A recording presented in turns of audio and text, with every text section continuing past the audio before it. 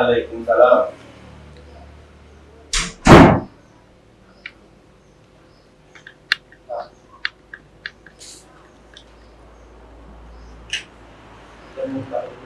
Ya.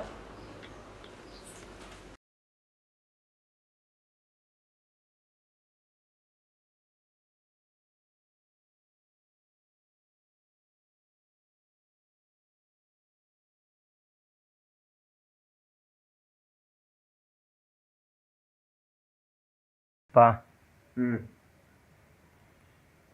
Teja kan udah tamat SMA. Teja mau pergi liburan ke kampung. Mau pergi liburan ke kampung. Lagian Teja tidak pernah ke kampung. Terus? Boleh ya, Pak? Terus Teja mau pulang kampung. Iya, Pak. Padang tuh jauh, Jah. Papa nggak bisa nemenin Teja. Soalnya Papa besok ada meeting di luar negeri. Berani nggak Teja pulang kampung sendirian? Insya Allah berani, Pak. Ayo dah. Jadi kapan Teja mau berangkat? Sehari atau 2 hari lah, Pak. Oh ya.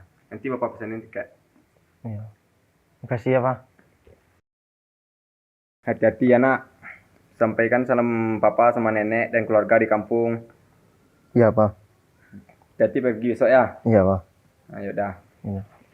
Teja mau ke kamar dulu ya, Pak. Ya. Mau beres-beres. Ya silakan.